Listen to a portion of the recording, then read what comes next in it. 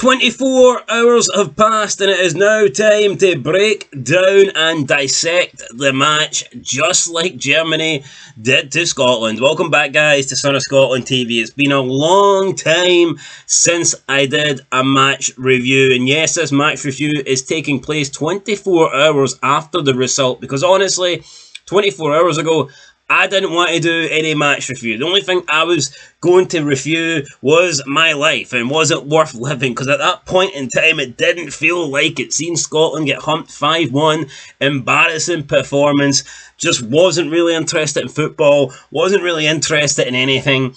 But now we've had time to settle, and we have time to realise that as shite as that was, life goes on. And the Euros will go on. There's still 2 games left. And I am going to be a little bit optimistic. I know everyone wants to hate on Scotland right now. I know everybody wants to throw Steve Clarke under the bus. And last night I probably said a few unpleasant, a few negative things about Steve Clarke. But still, he is the man that got us to these 2 Euros, despite having the best squad in a very long time, despite it now being easier to qualify for European Championships than it ever was before. We can throw that at Steve Clarke, but at the end of the day, he did get us here, okay? He got us here, so we have to get behind him. He's been great for us. I think we underperformed in the last Euros. I think Steve Clarke himself would admit that, and we certainly underperformed in that opening game. But like I said, there's 2 matches left, Switzerland and Hungary. We've seen Hungary today lose to Switzerland. They didn't look as good as I thought they would, nowhere near it in fact, so I'm a little bit more optimistic that we can do something against Hungary now, but at the same time, I'm a little less optimistic of what we can get against Switzerland. So it swings and roundabouts. Look, 4 points would probably guarantee us, unless we were extremely unlucky, 4 points will guarantee us qualification.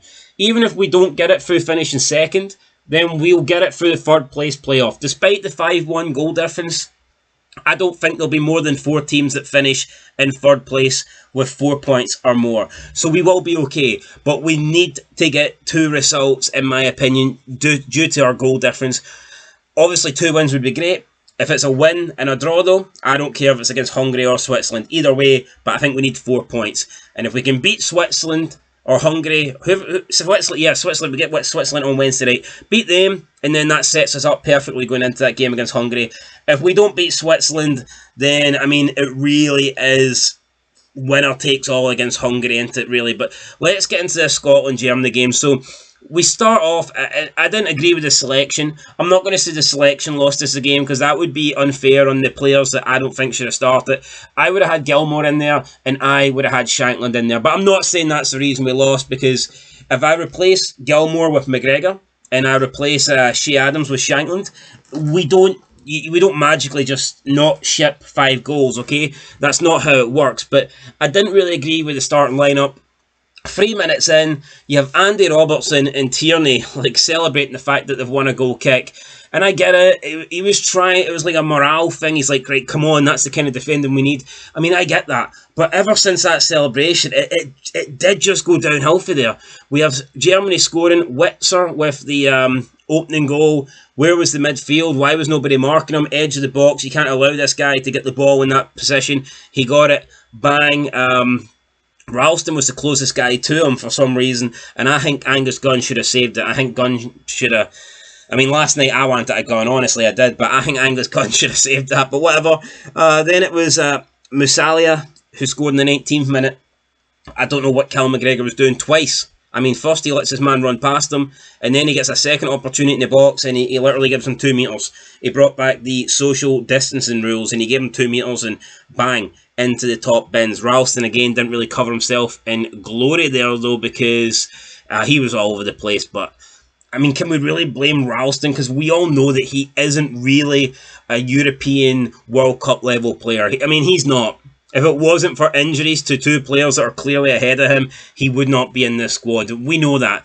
If Stephen O'Donnell was 4 years younger, he wouldn't be in this squad. I mean, we know that. And you can argue there's players out there that maybe should have been in this squad anyway, like a Max Johnson. So, look, I'm not going to blame Ralston. He was poor, but I expected him to be poor. It pisses me off, though, that the players that we hear all the time, like a Cal McGregor, who's supposedly great, all you hear is Celtic fans talking Calmack up. Well, he was shite. I think he was one of our weakest players in this game, no doubt about it. Havertz with a penalty just for half-time. I mean, this killed the game off, and I think this gave Steve Clarke a lifeline, because I think Steve Clarke will look at this and go, well, we lost a third goal, we went down to 10 men, what chance did we have? Now, I think Steve Clarke would have been expected to make big changes and have a go of it at the second half if it was still 2-0. But the fact that it was 3-0 and we were down to 10 men, that just killed the game off right there, right then, and nothing was expected from Steve Clarke. But it would have been interesting, what would have happened if we got into the break with 11 men and only a 2-0 deficit? Would Steve Clarke have changed things? I personally don't think he would have. I think he would have just kept going the same way. But I think that almost got Steve Clarke a get out of jail card. So, yeah, Porteous, harsh, he wins the ball, the follow through is bad, I'm not going to deny that, but he does win the ball, and I don't think he intentionally means it. Football's one of those things, you can't really help with the follow through. It was accidental. I don't think you deserve a red card for something that's accidental, but you could make the argument that he could have broke a leg or whatever. So, I mean, I get that. I think when you give the penalty, that's a big enough whammy. Then you give him a double whammy, sending him off. It killed the game, but truth be told, I think the game was already dead. We didn't look like getting anything out of this. Good finish, good penalty for Havertz. Then Fulgrig in the 68th minute, Hanley too slow. He blasts it in. What a finish that was. Germany scored another goal. Thankfully, it was given offside. We got one goal back. Rudiger jumping in there, and then there you go. He gives Scotland a go. So that's it. Rudiger becomes, I think, the highest Scottish goal scorer in international tournament in the last 25 years. That's crazy. And it was McKenna's header that bounced off Rudiger. I mean, it was a good finish for Rudiger. Great finish. If only we had other people in the team capable of finishing. But then again, we didn't get any chances. We didn't get any shots. So what does it matter? We could have the best finishers in the world. It's irrelevant. So, and then Emir Khan in the 93rd minute got a goal. And again, this is another one that I think Angus Gunn should have saved. I'm looking at the first goal and the fifth goal. I think Angus Gunn could have saved them both. I still think Craig Gordon should be at the tournament. I still think Craig Gordon should be the number one. Steve Clarke thinks differently. It is what it is. Shankland came on with 10 minutes to go. I think he made more of an impact than Shea Adams did in 80 minutes. But again, the game's kind of dead at that point, so it is hard to judge. But there you go, guys. 5-1, man. We were outplayed. We were dominated. It is what it is. It was a really poor performance, and we need to be better than this. If we do not up our game drastically, then we will be going home with 0 points. It's as simple as that. We need to be better. Against Switzerland, we need to be better. Against Hungary, I think that we can. I know we've got the players to be better. I look at this squad, and it's disappointing as some of the performances in the last year have been. I know that we've got a squad that is capable of winning big games, performing against these big teams. I mean, we've done it against Spain, we've done it against Norway, even in past results where we've lost, we've looked good. I mean, you look at that performance we put in against England at the last Euros, I thought it was a great performance. We could have won that game, we created chances, and just nothing happened against Germany. A team that, it's not the greatest German team. Even you look at the time, I think almost a decade ago, where we lost 3-2 to Germany. We need a performance like that. We had a poor team back then. Germany had a team full of World Cup winners and a team that just beat Brazil 7-1. So, yeah, this isn't the biggest gap we've had against Germany in terms of quality on the pitch, but in terms of scoreline, I mean, it's right up there. It's 5-1. It's embarrassing, and it's the biggest opening day defeat of all time in a European Championship. So, look, we need to be better. We need to put it right. I'm going to give Steve Clarke the benefit of the doubt. But here, I can't slabber about Steve Clarke too much because I need to put it right as well on this channel, guys. I've dropped the ball.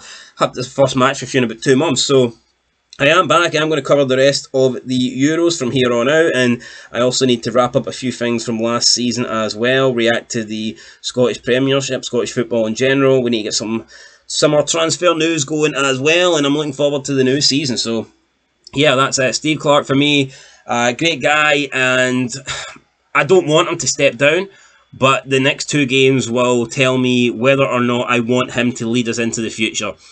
If we can perform well and get out the group, or even if we perform well and we just narrowly miss out, then I'm all for Steve Clarke staying. But if we produce another 2 performances like this, and we just go out the Euros without a victory, then I think Steve Clarke should probably walk, because he's done well to get us to the Euros, but that would be 6 European games now, with quite a few of those games winnable, and he would have failed to do that. So for me, he needs to get something right in the next 2 games, and I think he can do it. I'm going to give him the benefit of the doubt. So that's it, guys. Let us know your thoughts down below, and yeah, till next time, peace.